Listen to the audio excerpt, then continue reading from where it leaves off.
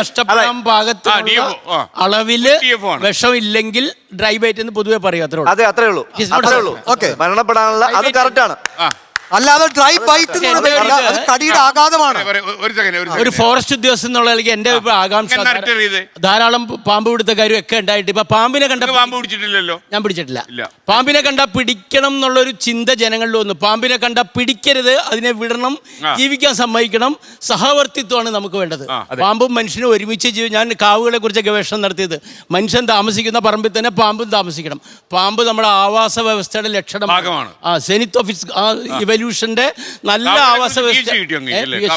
അതെ, അതായത് നല്ല ആവാസ വ്യവസ്ഥയാണെങ്കിൽ അതിന്റെ കൊടിയടയാളാണ് കാവ്. കാവുണ്ടെങ്കിൽ ഇക്കോസിസ്റ്റം നല്ലതാണെന്നുള്ളത്. പാമ്പുണ്ടെങ്കിൽ പാമ്പ് ഉടനെ പിടിക്കാൻ പാടില്ല. അങ്ങനെ ഒരു പ്രവണത വരുന്നുണ്ട്. അത് അങ്ങനെയാണ്. അല്ല, പണ്ട് പാമ്പിനെ കണ്ട തല്ലിക്കൊല്ലുമായിരുന്നു. കാവിന്റെ കാര്യം പറഞ്ഞപ്പോഴാ മണ്ണാർശാലയിൽ ഒരുപാട് പാമ്പുണ്ടെന്നാണല്ലോ പൊതുവെ ഒരു വിശ്വാസമല്ല യാഥാർത്ഥ്യം അല്ലേ? അവിടെ പാമ്പുണ്ട്. അപ്പൊ ഇവരൊക്കെ ഇങ്ങനെ പാമ്പിനെ കുറിച്ച് കണ്ടവിടെ പിടിക്കണം എന്നൊക്കെ പറയാ ആൾക്കാര്. പാമ്പിനെ പിടിക്കുക എന്ന് പറയേണ്ട ആവശ്യമില്ല. യഥാർത്ഥത്തിൽ പാമ്പും നമ്മളോടൊപ്പം തന്നെ ജീവിക്കേണ്ട ഒരു ജീവി തന്നെയാണ്. അപ്പോൾ അവരെ സ്വതന്ത്രമായിട്ട് വിടുക. പക്ഷേ അവരുടെ സ്ഥലത്തേക്ക് നമ്മൾ കയറി പോകുമ്പോഴാണ് അവർ പ്രശ്നങ്ങൾ ഉണ്ടാക്കാൻ സാധിക്കുന്നത്.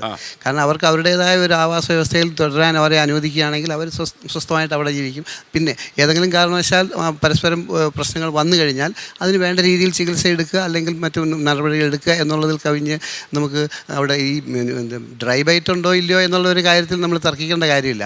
കാരണം വിഷം ശരീരത്തെ ഏറ്റ് അത് മരിക്കാൻ ഇടയാകുന്ന കാരണം വരുന്നില്ലെങ്കിൽ അതിനെ ഡ്രൈ ബൈറ്റ് എന്ന് വേണമെങ്കിൽ വിളിച്ച് നമുക്ക് പറയാം. പക്ഷേ ഡ്രൈ ബൈറ്റ് ഉണ്ടോ ഇല്ലയോ എന്നുള്ളതും നമ്മൾ തർക്കിക്കേണ്ട കാര്യമില്ല. പാമ്പ് കടി എന്ന് പറയുന്നത് എന്തായാലും പാമ്പ് അതിൻ്റെ ജീവൻ രക്ഷിക്കാൻ വേണ്ടിയിട്ട് അത് ചെയ്യുന്നൊരു പ്രതിരോധ പ്രവർത്തനമാണ്.